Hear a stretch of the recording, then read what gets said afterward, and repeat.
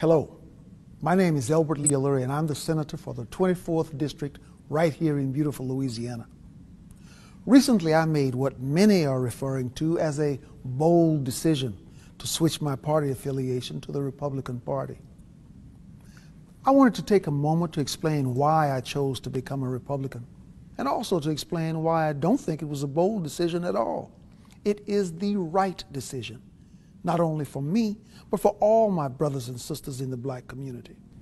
You see, in recent history, the Democrat Party has created the illusion that their agenda and their policies are what's best for black people.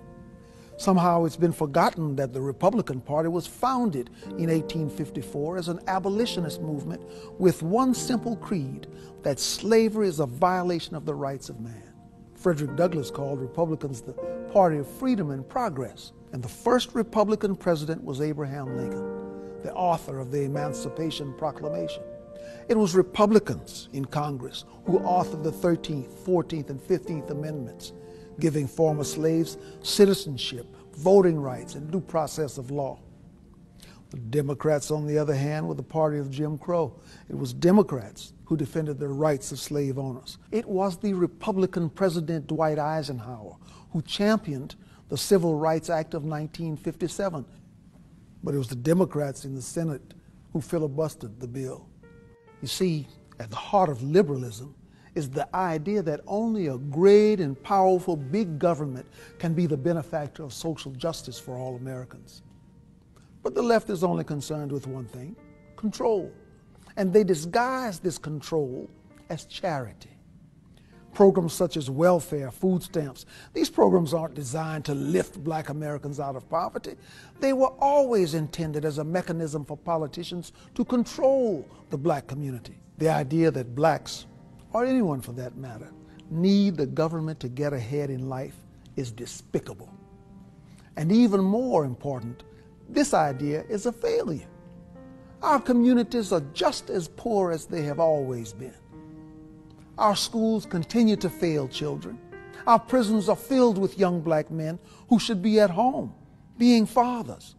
Our self-initiative and our self-reliance have been sacrificed in exchange for allegiance to our overseers, who control us by making us dependent on them. Sometimes I wonder if the word freedom is tossed around so frequently in our society that it has become a cliche. The idea of freedom is complex and it's all-encompassing. It's the idea that the economy must remain free of government persuasion. It's the idea that the press must operate without government intrusion. And it's the idea that the emails and phone records of Americans should remain free from government search and seizure. It's the idea that parents must be the decision makers in regards to their children's education, not some government bureaucrat. But most importantly, it is the idea that the individual must be free to pursue his or her own happiness, free from government dependence and free from government control. Because to be truly free is to be reliant on no one other than the author of our destiny.